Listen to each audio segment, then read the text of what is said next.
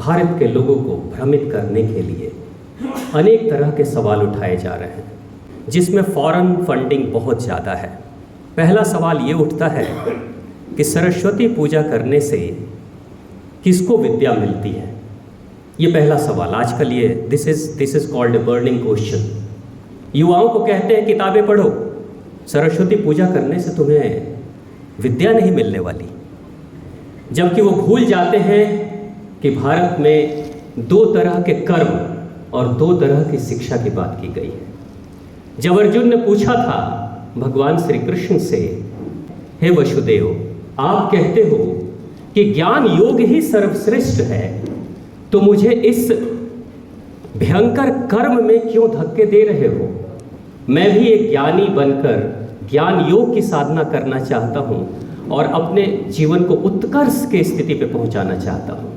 भगवान श्री कृष्ण मुस्कुराते हुए कहे थे कि सुनो हे पार्थ, तुम ज्ञान योगी बनो या कर्म योगी बनो, दोनों में एक चीज जो समान है वो कर्म है। ज्ञान योगी को भी कर्म करना पड़ता है ज्ञान अर्जित करने के लिए, और कर्म योगी को भी कर्म करना पड़ता है कर्म योगी बनने के लिए। यानी कर्म से कोई विमुख नहीं हो सकता।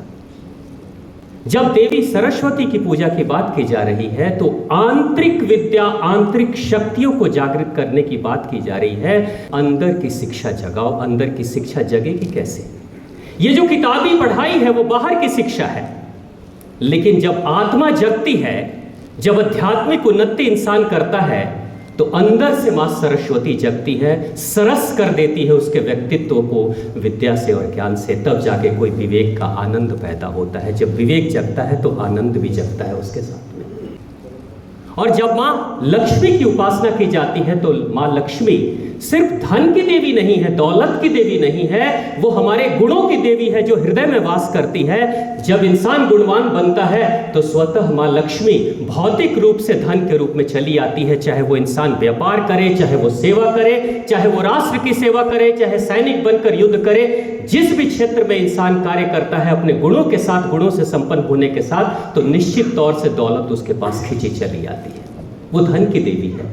लेकिन वहीं पे मां दुर्गा की भी उपासना हम कर रहे हैं। तो मां दुर्गा की उपासना करने वाले कुछ लोगों को अक्सर ये कहा जा रहा है कि शेर पे एक स्त्री को बिठा देते हो और सोचते हो कि देवी की पूजा कर लेंगे तो बस देवी प्रसन्न हो जाएगी।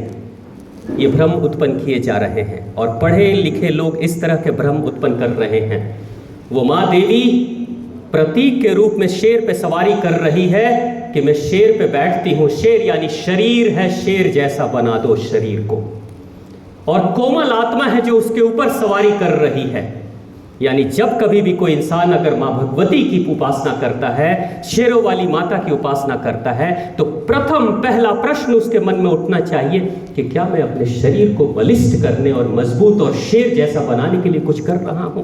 अगर मैं कर रहा हूं तो मां भगवती की शेरों वाली माता की उपासना कर रहा हूं।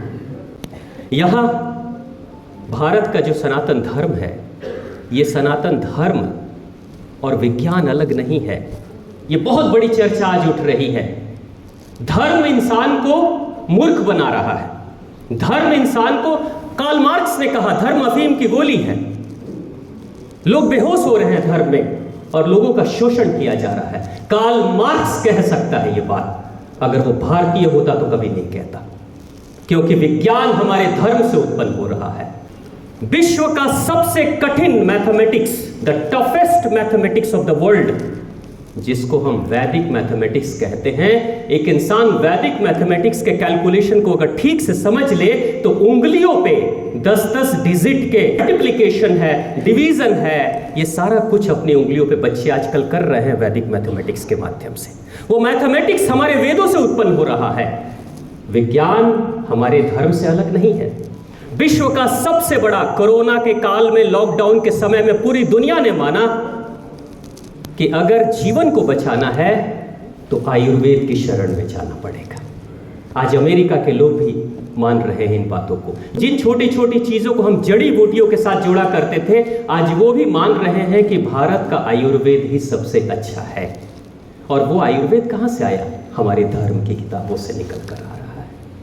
मेडिकल साइंस है वो, और हमारे धर्म की किताबों से निकल कर आ रहा है, मैथमेटिक्स से धर्म की किताबों से निकल कर आ रहा है।